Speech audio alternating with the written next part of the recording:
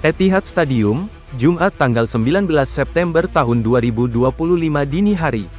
Sebuah malam yang penuh emosi, drama, dan sejarah baru di Liga Champions musim ini. Malam ketika Manchester City membuka perjalanan mereka dengan kemenangan meyakinkan atas Napoli. Tapi bukan hanya tentang 3 poin. Malam ini juga tentang reuni seorang legenda, Kevin De Bruyne, dengan rumah lamanya.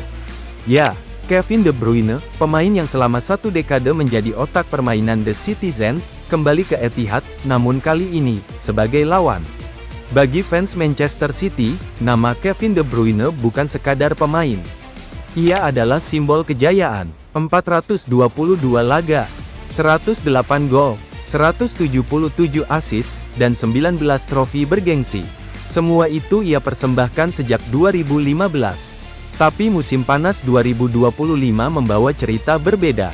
Kontraknya tidak diperpanjang, dan ia memilih memulai petualangan baru di Italia, bersama Napoli asuhan Antonio Conte. Dan takdir berkata lain, laga pertama fase grup mempertemukannya kembali dengan klub lamanya. Fans pun mempersiapkan sambutan hangat. Spanduk besar bertuliskan, "Once Blue, Always Blue," dibentangkan. Atmosfer di Etihad bukan hanya tentang sepak bola, tapi tentang cinta, loyalitas, dan kenangan yang tak terlupakan.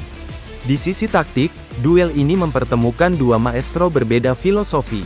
Pep Guardiola tetap dengan gaya penguasaan bola dan pressing tinggi.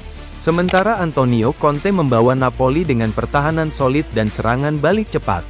Guardiola menurunkan Foden, Haaland, dan Doku di lini depan. Bernardo Silva dan Rodri menjaga ritme di tengah. Sementara kiper anyar, Gianluigi Donnarumma, melakukan debut Liga Champions-nya bersama City. Di sisi lain, Conte mengandalkan kreativitas De Bruyne, Scott McTominay, dan Rasmus Højlund untuk membongkar pertahanan tuan rumah. Pertandingan berjalan sengit, hingga menit ke-21, drama besar terjadi. Kapten Napoli harus bermain dengan 10 orang. Conte tak punya pilihan. Untuk memperkuat lini belakang, ia menarik keluar Kevin De Bruyne. Ya, legenda Etihad hanya bertahan 26 menit di lapangan. Keputusan ini langsung memicu reaksi emosional. Fans City memberi tepuk tangan panjang, tanda penghormatan terakhir pada sang maestro. Setelah unggul jumlah pemain, hanya bisa bertahan dalam blok rendah. Menit 31, Foden melepaskan tembakan keras yang ditepis kiper Napoli. Lalu giliran Rodri di menit 38, tapi Milinkovic-Savic tampil luar biasa. Babak pertama pun berakhir 0-0 meski City mendominasi penuh. Memasuki babak kedua, City langsung menekan.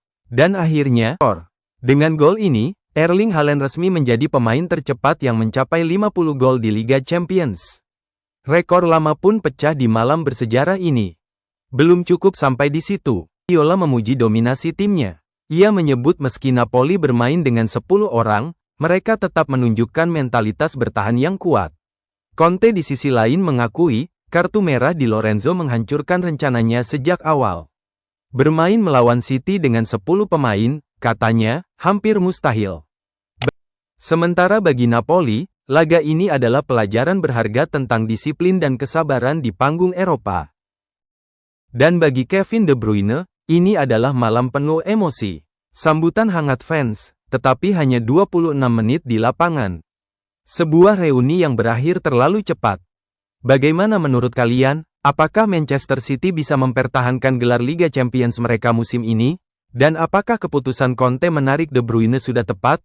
Tulis pendapat kalian di kolom komentar, dan jangan lupa like, share, dan subscribe untuk berita bola paling update.